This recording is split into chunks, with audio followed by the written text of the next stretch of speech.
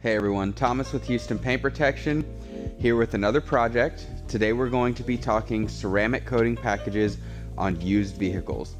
Most of what we do here in the shop at Houston Paint Protection is coating ceramic window tint and paint protection film on relatively new or brand new vehicles.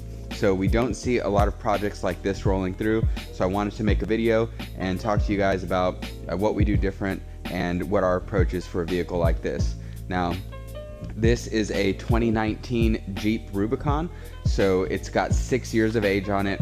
It lives outside 24/7, and so with a vehicle like this, we want to make sure that we are not only improving the look of the paint, but that we are elevating and restoring the look of the entire vehicle. Because if we run a ceramic coating package on something like this and we only focus on the paint, everything else will stand out. The faded plastics, all the dirty areas that don't normally get cleaned up, all the little things like that. So the first thing that we need to do here is clean and decontaminate the exterior of the vehicle.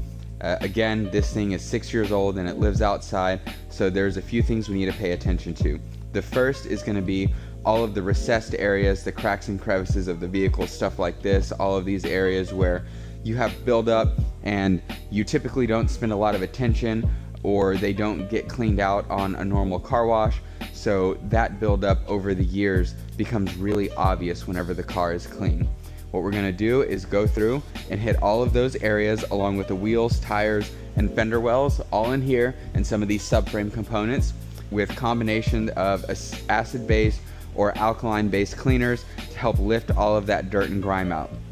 This is especially important for anything with a porous finish like all of these plastics. We want to get all of that junk out of there, so when we go to restore them with the ceramic coating on the back end, we end up with a nice even finish. After that, we'll wash the Jeep, do a clay bar and chemical decontamination to get all of the paint extremely clean. At that point, it's going to be ready for our machine polishing steps, so we'll do a machine polish over the full exterior of this Jeep to restore the clarity, the gloss, reduce some of those superficial defects in the clear coat, and ultimately just make it look a lot better and turn back time on the clear coat. Once we've done all of that, it's going to be ready to ceramic coat. We'll be doing that very patiently across the entire exterior. Obviously, we're going to coat all of the paint to give it some protection and give it a deep shiny gloss that it didn't have before, but we're also going to hit all of the top components, all of the plastics and trim pieces to restore that rich satin luster that they come with from the factory. As I mentioned, our first step is going to be that deep clean. So some areas that we want to focus on, wheels, tires, and fender wells, all of the plastics that run around the Jeep, trim pieces that haven't been addressed in a long time, and then the perimeter of any obstructions, like the mirrors, hinges, all the trims, things like that, because you do get that buildup going around it. This is extra important for anything that has a matte or satin finish, like this secondary color of the wheels here, and then any of the porous finished pieces like the plastics and the roof pieces up there, because we want to make sure to remove all the dirt and grime out of those, so when we get on the back end of the project and we're ceramic coating them to make them look new again, we end up with a nice even finish and not something that looks patchy or something that looks half done. So let's go ahead and knock that out. Once we get through that step, we'll move on to the total exterior wash. It is a Jeep, and we do need to get to this back hatch door, so we have to pull off the spare tire. It's pretty straightforward, held on by 3 22mm studs, and then when we pull the actual tire off, which is over there, then we just need to take the mounting bracket off. It's going to be 8 13 mils, pull those off, and then we need to pull the interior panel off and disconnect the wiring harness for the camera, and it all slides right out, nice and easy.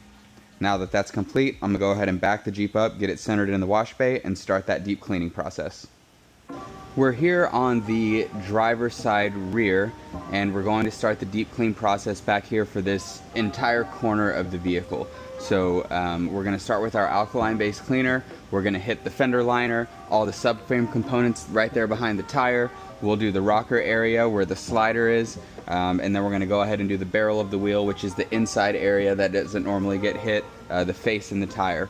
We'll let that dwell for a little bit, give it some light agitation, and then we're going to follow up with our acid, do the same exact thing, let it dwell, light agitation, and then we'll rinse everything off. Once we get done with that, I'll hit the front, and then all of this plastic area in the rear. We can see here pretty dirty all around the fasteners, deep inside all the recessed areas and crevices.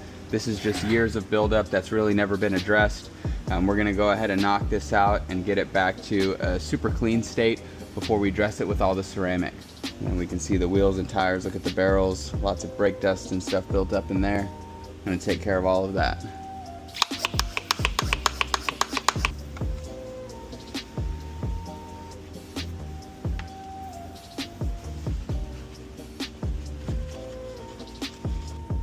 Now that we've agitated and let it dwell, we're gonna hit it with our acid.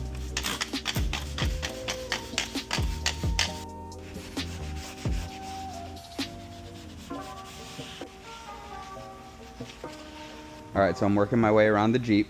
I've already done this side of the car, the wheels, tires, and fender wells. I haven't hit all of the plastic pieces and crevices and things like that. As I work around the front, I'm gonna hit the front bumper, the grille, and all of these recessed areas.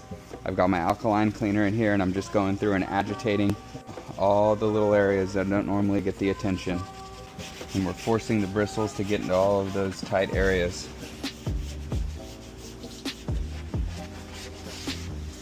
And these brushes we use for heavy cleaning like this, so these won't touch anything else on the car. It's just for this type of work.